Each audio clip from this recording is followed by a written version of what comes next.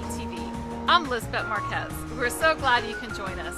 Today we're coming to you from CityCentre, a lifestyle destination of luxury shopping, great dining and entertainment in West Houston, off of I-10 and Beltway 8. I'm happy for you to join us as we once again bring you another fun episode showcasing our neighbors and stories throughout the greater Houston area. Today we introduce a new segment called Did You Know?, where Mike Acosta spotlights a collection of unique Houston stories. Also, we visit with Barbara Schlattman, who in collaboration with the Houston Northwest Chamber of Commerce oversaw a beautification project along the FM 1960 corridor. We also have another edition of Celebrate HOU and visit with Doma, a title company located in Katy. Mike Acosta returns with Astrotalk, where we find out about how in 1965 a famous astronaut took matters into his own hands in order to enjoy a signature ballpark delicacy at an Astros game. But first, I recently had the pleasure of visiting with Dave Sorrels, also known as Santa Dave, and it was truly like Christmas morning for me. Let's take a look at my conversation with Santa Dave.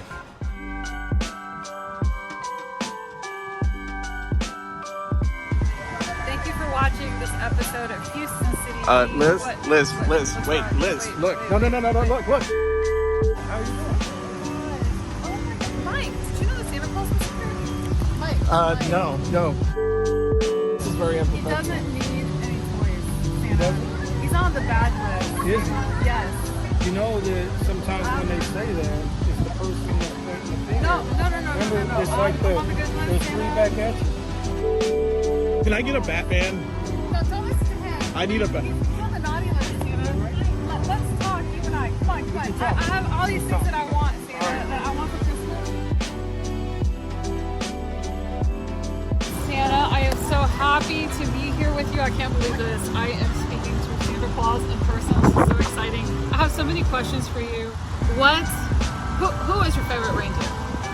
There is no favorite reindeer because Really? it's just like a parent with kids. Uh-huh. When the kids say, "Mom or Dad, who's the favorite kid?" Then the others will get jealous. So Okay. the reindeers are very temperamental about who is the best or who is not the best. So Okay. I gotta keep Fair it all enough. to where all nine of them are best. So how do you pack all of those toys into that bag, Santa? Again, we have another group of fairies that come in. It's the green fairies that come in, and what they do is they do their magic with it.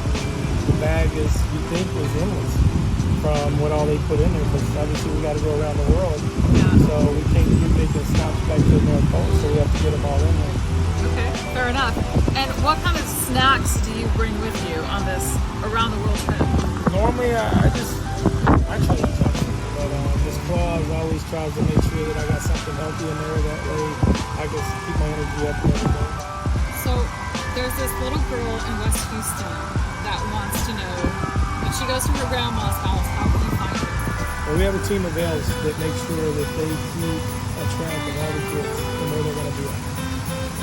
Some kids are going to be on vacation in some places there's nowhere near their home, so we have to know where to go. So even when they go to grandma's house, we have to make sure that we know where grandma's house is. So the elves make sure that they get that information from them. One of my elves is good with memory, so they're always with me to make sure that we know where everything is. Let me ask you this. I've always wondered, especially when I was little, not so much anymore, how do you know if someone is on the naughty or nice list? Everybody is nice. There's some people that just tend to take the naughty to the extreme. So it's we have a group of guys out there that they monitor the nice and naughty list. The naughty and nice list, and we go from there. And we kind of narrow it down to where they tell me who is actually naughty and who's not. So the crew at Houston City Beat did want me to ask you, is it possible to hack into this naughty and nice list? No. Impossible? Impossible. Hacker proof? It's almost like you thinking you're gonna hack into like a Pentagon or someplace like that. So Santa, what do you say to kids who come to you and say, Santa, I want a dog, I want a cat, I want a horse, I want a bird. What do you say to those kids? Well, when kids come to me with they want animals, what we do is I tell them, I say, an animal is a very big responsibility. And just like we all know, there's a pet population out there. There's so many strays out there. So what happens is I tell the kids, you know what, if a dog or an animal is coming into your home, mom and dad will talk to me, or if it's grandma, whoever their appropriate adult figure is in their home. Do you prefer a real tree or a fake tree? I would like to say I like real trees, because there's nothing like when you go into a house and you smell whatever kind of pine that it is. So one of our Houston City Beat ambassadors, Lisa Laurel, she is a fitness trainer, and she says that her family tells her that she's got a bad attitude and that she's on the naughty list. What do you say to that? Is she really on the naughty list? And if she is on the naughty list, how much time does she have to redeem herself to make it before the October deadline? I mean, she should start now. She should start being on the nice list now. She should start being on the nice list now, is what she should be doing. That way, this is not like a last minute, hey, I'm in type thing. So she should work on that. I think one of your subscribers asked about what do they do about kids with autism. And I would tell them that what they need to do is try to plan early to come when Santa's first come out. That way, the kids are in an environment that's not loud. There's not a lot of kids around them, so it's just them and Santa. And then from there, Santa works with them to where if the kid comes up, it's like Santa asks permission to show the kids. If a parent wants to get their kids somewhere comfortably, then they can take, and there's a book with the Bernstein Bears meet Santa Claus that they can read to their kids, just to kind of introduce them to the ideal.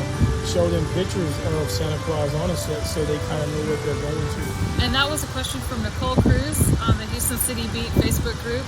So thank you so much, no problem. It's Santa. my pleasure. This was awesome. And can we talk a little bit about getting me off of the naughty list? Yeah, please. We can talk about that. Okay, cool. Well, let's do it. Come on, let's go.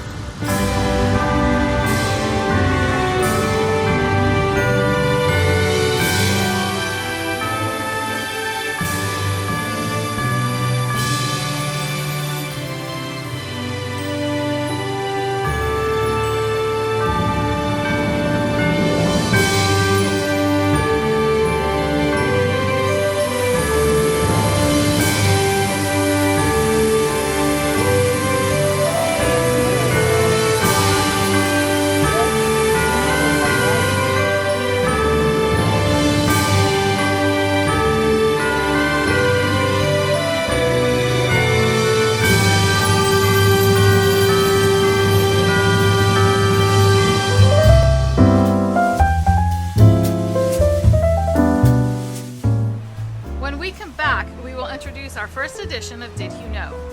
This segment of Houston City Beat on HCB-TV is brought to you by Valor Solar. Stay right here. There's more of Houston City Beat on HCB-TV in a moment.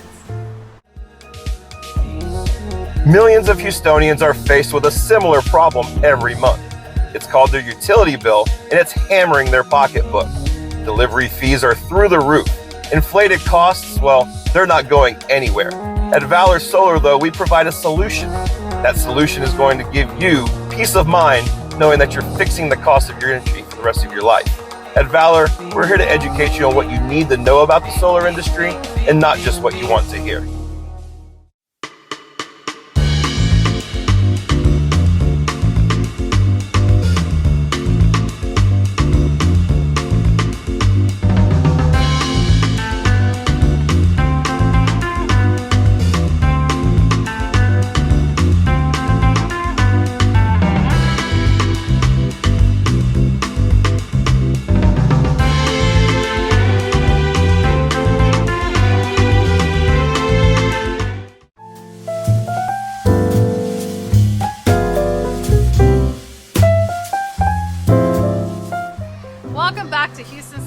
on HCB-TV.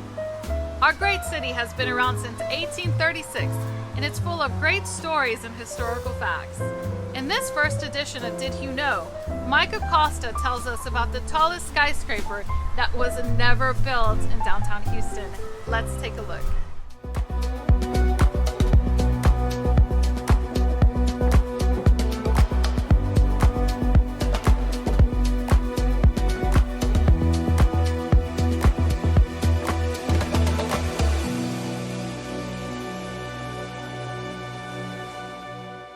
The Houston skyline saw a modern transformation that began in the early 1970s and continued through the 80s as several tall skyscrapers were added in the downtown area. The J.P. Morgan Chase Tower was built in 1981 with 75 stories standing at 1,049 feet. Wells Fargo Plaza followed in 1982 at 71 stories and 992 feet. The Williams Tower opened in 1983 in the Uptown District. Also planned for the 1980s was the 82-story Bank of the Southwest Tower, standing at 1,404 feet. Plans were scrapped when the Federal Aviation Administration determined that building this tall would be, quote, hazardous to air navigation, as airplanes made their descent towards Hobby Airport in southeast Houston. In Houston, planes landing at the city-owned Hobby Airport usually fly less than a mile from downtown, sometimes less than 2,000 feet.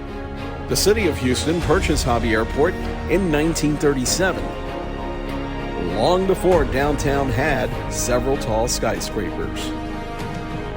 There's no doubt the Bank of the Southwest Tower would have dominated the Houston skyline and would be a magnificent representation of American architecture.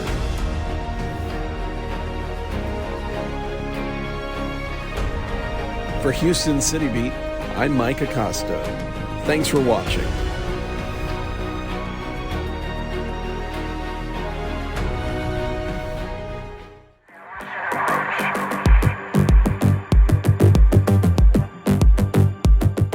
I'm here with Barbara Schlattman. And Barbara, tell us about the organization that you started with the work that you've been doing out here in North Houston. Well, I started accidentally by learning that TxDOT was going to add medians to the middle of our 1960 corridor. That time we had 7 lanes, and the middle lane was the suicide lane, and it was the most dangerous road in the state of Texas because of fatalities. And so TxDOT decided to add raised medians and protected turn lanes to stop the head-on crashes that we were having. So I and a few friends went and learned from TxDOT to our horror that there was going to be no landscaping. Well, we couldn't have that because once your focal point looks bad, you will always look bad. I know that from being an interior designer, your focal point is so important. So we worked with TxDOT. They told us that we could plant on their medians if we did 3 things. We had to hire our own landscape architect. We had to raise the funds to landscape it. And the hardest one was we had to provide maintenance for an eternity through a legal entity. So we were able to take care of the architectural problem that we just got friends to pay for that. We raised $625,000 worth of amount, and it was mostly by homeowners, businesses too, but mostly homeowners. And then we visited with the MUDs on 1960, and 14 agreed to create a legal entity called the Green Medians Joint Powers Board, and they maintain it. Okay. So that organization that you first started is no longer in existence, and it's been handed over for continued maintenance. That's correct. So the MUDs have meetings, their own organizational meetings with their own staff, and they maintain the medians, and they've done a wonderful job. We're so thankful. Perfect.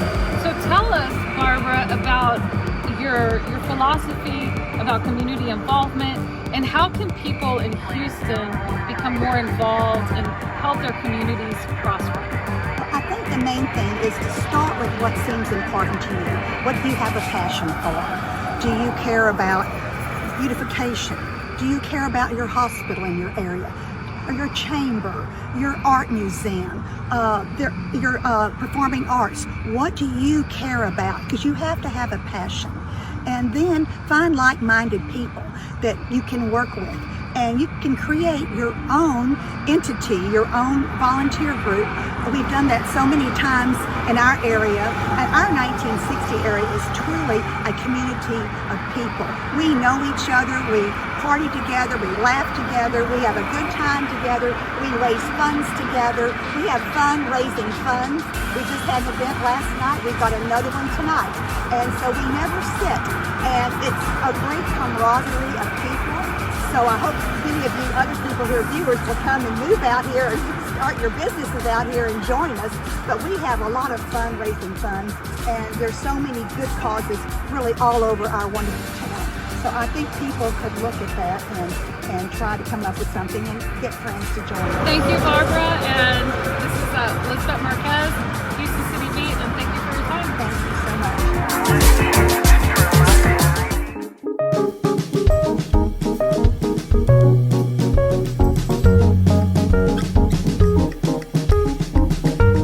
Stay here. There's more of Houston City Beat on HCB-TV in a moment. Advertise your business on Houston City Beat.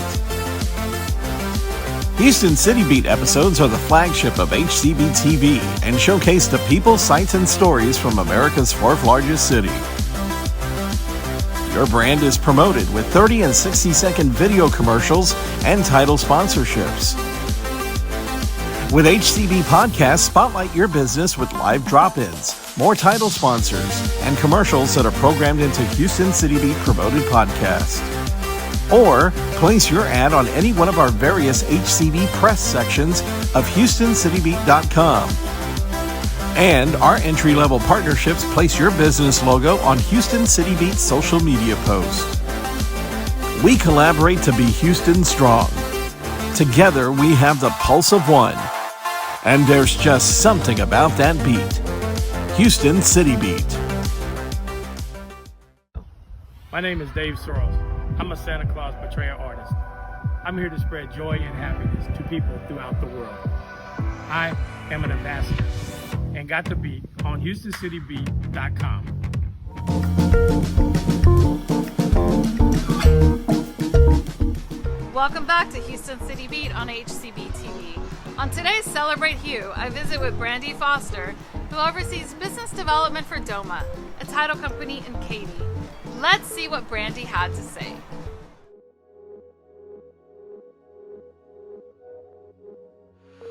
In today's Celebrate HOU, we're here at Doma in Katy, and Brandye Foster is going to share with us information about Doma. So tell us, Brandye, I know you're the business development manager here at Doma. Tell us about the name. How did this all come about? Yeah, so our CEO, Max had a very bad closing experience when he was purchasing his home, decided to take over State's title, which is in California, and then from there took over North American title. And he decided that he really wanted to change things up, so we rebranded to Doma, which in Latin means home. And so, yeah, that's how we got our start here with Doma. Well, what makes Doma different when you're looking at title companies to buy or sell your home? Yeah, absolutely. So we've been around for 70 years. We do our own underwriting. However, one of the things that we're really trying to do to kind of disrupt the market is have the ability of having our own underwriters. That we're not a new company, but we are providing boutique experiences for our clients. Your client base, you've got your consumers and you've got your realtors. Right. What do you provide to each of these sectors, each of these people, population of people? Mm-hmm. What do you provide to each of these populations to make them feel at home when they come to Doma for their closing experience? Yeah, so that's a great question. And one of the things we do for the consumers, buyers, sellers, when they come in to start a transaction with us, is we have a secure portal called Close Simple, and that allows them to be able to track their transaction from the very beginning all the way to the close table, so they always know what's going on.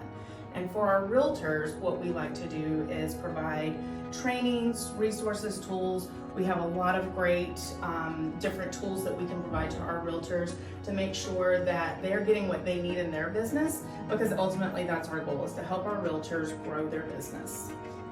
So Brandye, how can consumers and realtors find you all? So we are located at 1575 South Parkway, Suite 100. We're easy. We're right off Highland Knolls and 99. Or they can email at brandye.foster@doma.com. Perfect. Well, thank you so much. We're so excited to have done this Celebrate HOU here with you and had an opportunity to meet you and share your story with people out there in Houston. So thank you so much. Yes, thank you for the invitation. We're happy to get our name out there, and we'd love to work with the realtors in the Katy and surrounding areas.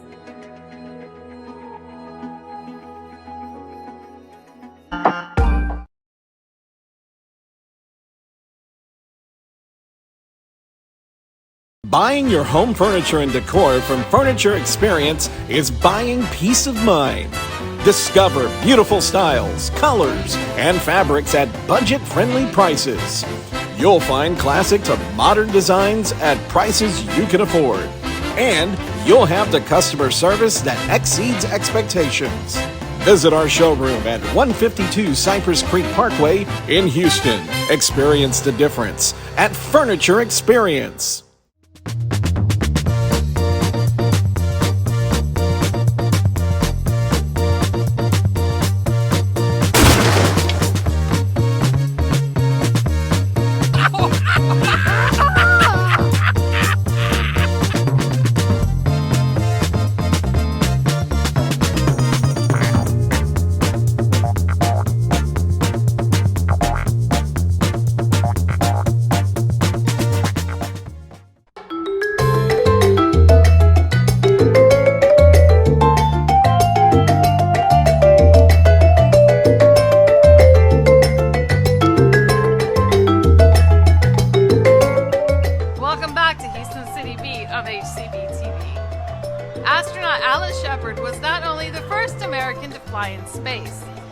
Also a baseball fan. In fact, he was a baseball fan who enjoyed having a hot dog while at the ballpark. Well, when the Houston Astrodome opened in 1965, there was one place in the stadium that did not sell hot dogs, and Alan Shepard happened to be sitting in that area. In this edition of Astrotalk, Mike Acosta tells us the story of Operation Hot Dog.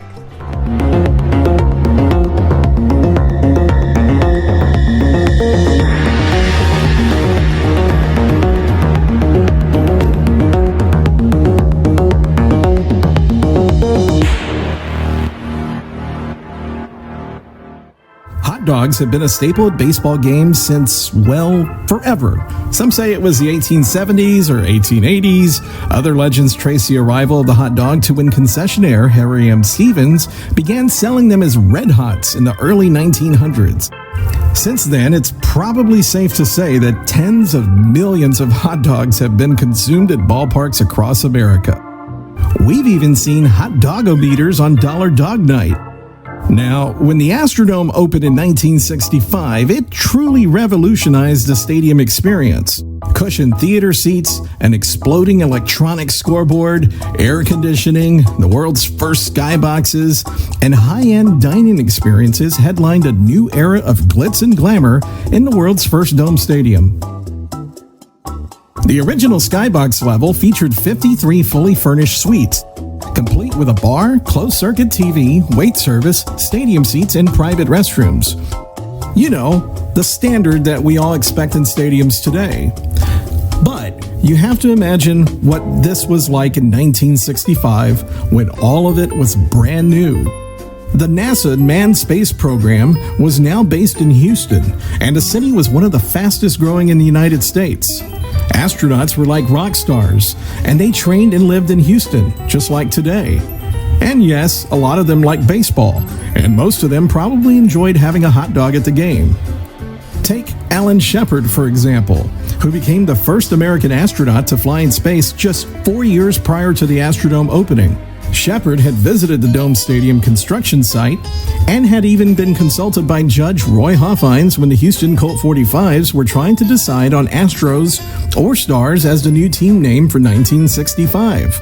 He was there on opening night 1965 to toss the Astrodome's ceremonial first pitch alongside his fellow astronauts. Alan Shepard was splitting a skybox with his business partner, Bill McDavid, and they were enjoying the experience except for one detail. For all the dining opportunities and catering options offered on the skybox level, the hot dog was not on the menu. And as we've covered previously, hot dogs have become a stadium favorite for fans, and Alan Shepard was certainly no different. It's not that hot dogs weren't sold in the Astrodome. You could find them at any of the concession stands throughout the stadium. They just weren't included on the skybox menu that included grilled steaks, chicken, caviar, and champagne. If any skybox holder wanted hot dogs, they had to go downstairs to a concession stand and bring them back up an elevator. Alan Shepard felt this wasn't practical and decided to bring in his own hot dog machine where he could keep hot dogs warm throughout the game. Word got around about Shepard's move, and a representative of the Astrodome's concessionaire, Aeroserve, informed the astronaut that his outside hot dog machine was not allowed and would have to be removed. Shepard was obviously not happy and called his friend and Astros owner, Roy Hoffines, who had already been informed of the situation and was expecting the call. Hoffines assured Shepard that he and his guests would not have to miss out on hot dogs, and he quickly arranged for an Astrodog machine to be installed in the skybox. An appreciative Alan Shepard stated, "You can have caviar anywhere, but at the ballpark, nothing beats a wiener on a bun." That wasn't the end of the story. The next night, after Operation Hot Dog was solved, guests found that no hot dogs had been prepared upon arrival at the game. Turns out the skybox server had been in an accident that afternoon and had gone to the hospital. Food was quickly prepared and all was well, including with the server. Alan Shepard's business partner, Bill McDavid, sent a few of what were now being referred to as Shepard Special Hot Dogs, packaged together with a mini Gemini space capsule to Roy Hoffines in his box above right field. Included was a note that read, "How much is that doggy in the skybox?"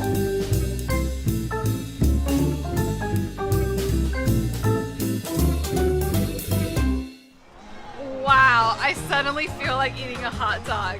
Maybe we can find out who makes the best hot dogs in Houston on a future episode. I could probably talk Mike into having a hot dog with me. Anyway, that wraps up this episode of Houston City Beat on HCB-TV. We hope you enjoyed it. Mike and I had a great time here at CityCentre, and I want to thank our sponsors, Valor Solar, Big City Website, Fun Faces, Infovine, and Furniture Experience. Make sure to visit us at HoustonCityBeat.com. At Houston City Beat, we are proud of the city that we live in, where there's so many wonderful things happening in our communities. Together, we have the pulse of one, and there's just something about that beat. Houston City Beat. For Mike Acosta, I'm Lisbet Marquez. Thank you for joining us.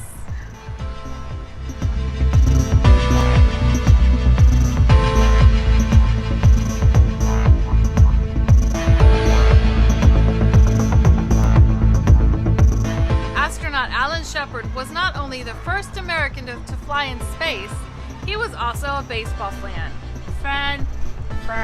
He was a vanilla flood. Everyone loved him. He was great. I'm so tired of hot dogs. I never want to see another hot dog in my life. Stop. Chili dogs. Chili dogs. Dude, off the set, security.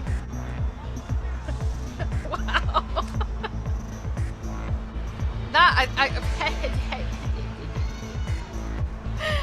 Wow, I hate hot dogs. They're so disgusting.